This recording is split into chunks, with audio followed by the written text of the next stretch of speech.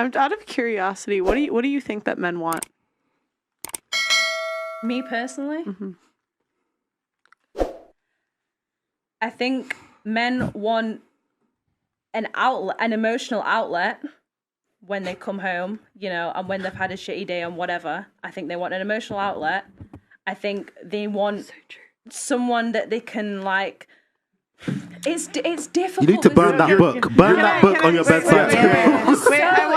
Can you list? I need you 5 things. 5 things that I think that a man you think would that want. Me personally, or girls are gonna No, I'm gonna have you do it, and then I'm gonna have Alex do it. Yeah. So I'm gonna pick two. Yeah. So, an emotional outlet. What else? Emotional outlet. Loving. I think they want a mother. Mm-hmm. I think they want.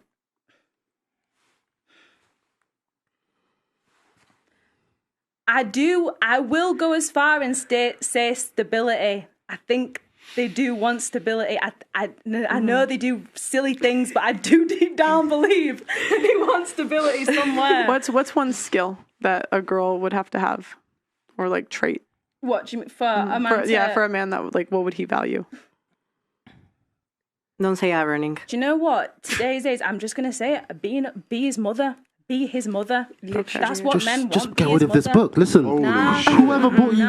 Okay, Alex. This is the most delusional shit I've ever heard in my life. You are describing a child. I think she's describing or an Italian man. I think there's also that undertone. Describing a child. There's also the undertone of disrespect to say to a man that you're going to be his mother. I think it's that where you see like the modern feminism, that ego come in. Yeah. That like you look at. She's definitely feminist. Because if you want to play the mother, then you must on some level look at him as your son, right? Which is disrespectful to. Do you date men that are children?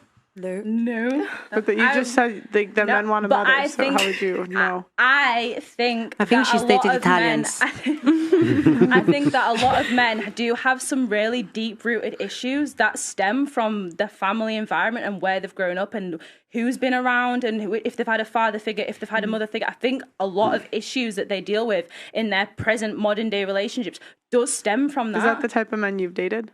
No, I'm not saying that, but I'm just saying. I'm asking you from seeing my girls and how I've seen other people's relationships. So what about the men you've dated? So they don't have those issues. So I'm asking about you. In the past, yeah, but that's something that I've recognized. Like my mum, she's a lawyer and she deals a lot with like narcissistic relationships and stuff. So I've learned how to kind of navigate through that. So why do you think you attract those men? Do you know what? I'll tell you why. I attract those men because I'm a fixer. That's what type of person I am. I like to fix people. And you got that motherly Yorkshire accent as well, haven't you? All right, Pat. All right, have an hot pot, son. Like, don't worry about it. So there's nothing. It's just that you're a fixer. I just think I'm a fixer. I naturally like to tend to people and tend to people's emotions, and I like to know that you're all right, and that's just naturally who I am. If I can't fix you. But if you keep giving me problems, I'll try and fix and fix and fix and fix and fix and fix. And if I can't fix, can I have an example of a problem? Let me think. You kept saying and fix. I thought there was like this would be easy. I'm racking my brain. Well, the first problem is coming home and crying to you in the first fucking place. What the hell are you going to do about it? Not crying like that, but I mean... Emotional outlet, a man's job is to be the mountain that a woman's emotional waves crash into. If he needs you to be strong enough to go to work the next day, you need to find a new man or find a man in general. But then that bleeds into toxic masculinity, doesn't it? Does it? A man has emotions himself. A man needs emotional outlet. Cool. So how about he keeps them to himself and maybe talks to his colleagues at work about fixing the problem, not coming home like a little bitch to his wife. If he can't make her feel safe, truly feel safe, you think him coming home and telling you about his problems at work is going to make you feel safe and protected? You're going to feel safe and protected? I see what you're saying. He's supposed to be the fucking hero. He's supposed to have charge of the situation. Coming home and crying to you like a little bitch is going to do nothing but dry your pussy up. I'm telling you right now, you're wrong. Not crying. Yeah, crying to his mother? I think a man has to be comfortable enough to be able to tell him. If he's not comfortable, enjoy then your cats. I'm not saying that you don't have. I'm not saying that you don't tell me, but I'm just saying that I want you to know that you can talk to me. Exactly. But it's being able to come home to talk to me. But it's a double. it's like a double-edged sword because you also said that you're mothering him and that you keep having to fix these problems. So why would he bring the problems to you? Because you're the first. A man should never bring his problems to No, his but I'm girl. saying based on that's what you said. You said you kept having to fix the problem and fix and fix and fix. No, I'm saying like within me, like if I can't feel like you don't have a problem, and maybe that is the men I attract, I don't know, but like I that's who I naturally am. I'm a fixer. Like if I can see a problem, I'll just try and chip away at it until I get to the root of it, and then it's sorted. See, I personally, I interpret what you say with like such an undertone of disrespect, because to fix someone, you must think that they are broken on some level. And to think of yourself as their mother, you must think of them as a son. I feel like I hear a lot of undertones of like, I don't really rate this guy, and he's kind of my project, and I look at him as like something that I kind of add new bits onto a garage workshop. And then I think women a lot of the time use that as a defense mechanism, because when they break up, they say, oh, he had all these issues. You know, he couldn't do anything. He was always crying, X, Y, Z. I think if you're going to support someone, you have to respect them. And if you respect them, you wouldn't say, I think an old school woman wouldn't say, oh, I'm always fixing my husband's issues. Yeah, he cries to me at night. I'm definitely his like mother figure. You would never say that because you'd respect him as a man. Completely. But if you were such a high value man, then you wouldn't even have to have those problems to fix. Exactly. Everyone has problems. Everyone's had problems. That's how they pick Of someone. course, but then you saying that you can't come home and like if you came back to your girl and saying, "Oh, babe, this happened," and you're automatically a bitch. Like everybody has problems. Like but I was saying that based on what you said, because you said that you kept having to fix these problems. That's what you said. No, that's what. So I'm saying based on that, why would a guy bring you his problems if you said yourself you don't like that you keep being a fixer? No, I'm not saying that I don't like being a fixer. I'm just saying that's who I naturally am. Like that's the energy I vibrate. Is I'm just a fixer. Like. But that's not even like in relationships. That's like every part of my life. That's my friendship. Like if I'm having an argument with one of my girls and her kind of vibe is like, okay, I need to step back and shut myself out of this. I don't work like that. I'm like, come on, bro, we need to try this. We need to fix this. I'm gonna give you some advice real quick, and I hope you don't take this disrespectfully. I think you should burn whatever that book, Why Men Love Bitches, burn that on a bonfire. And read a book about divine feminine, etc. Because I think you have a naturally strong feminine energy, but what's going to happen is you're going to get used up. You're going to go to the club and give all these feminine energies to guys who go to the club every day and run through girls.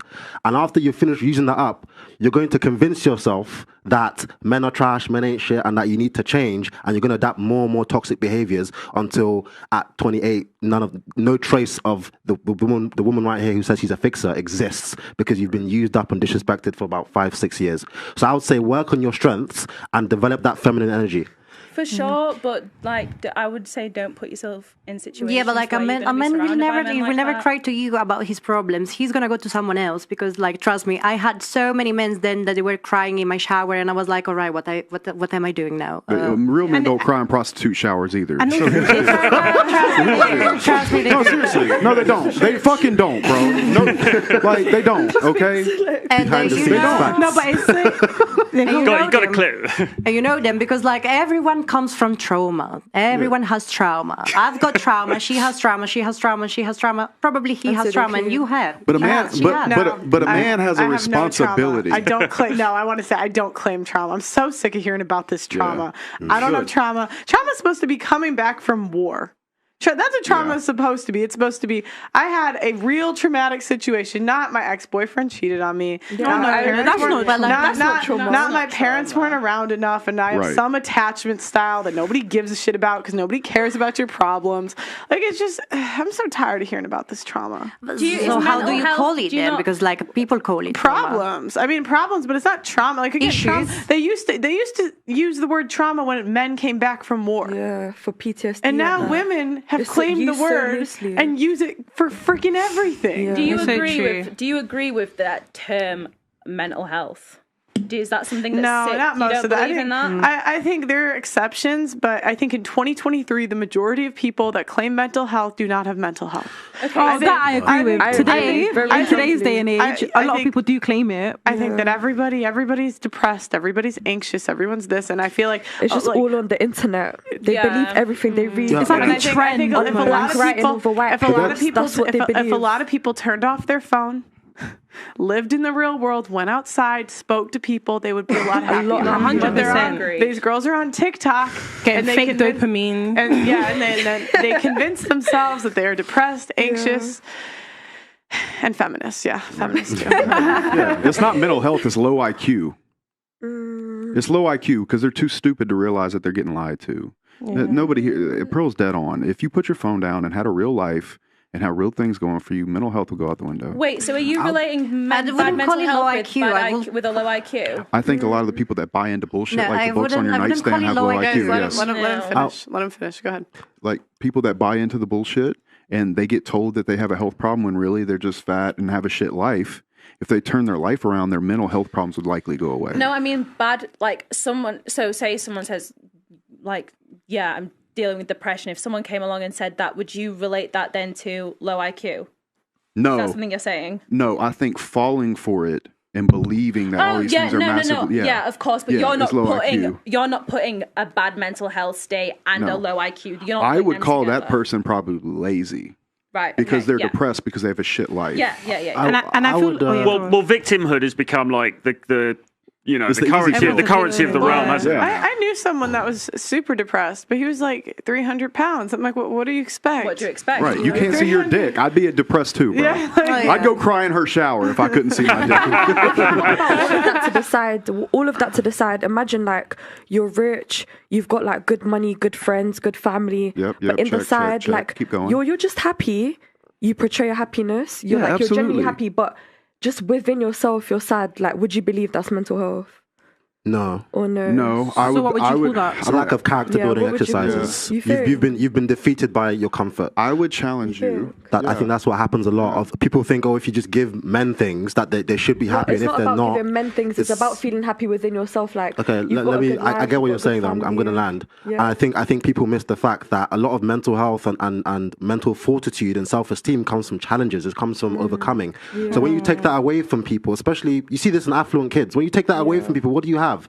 Literally a kid with money. Yeah, And no literally, purpose. yeah. Yeah, no purpose. No goal. So I agree with him on IQ. I wouldn't even describe it as low IQ because I think it's how we're raising people now. I think I grew up in a village in Nigeria, so I come from a place where like silence was my base. Yeah. In London, growing up here, you don't have silence. You have a phone from age 8.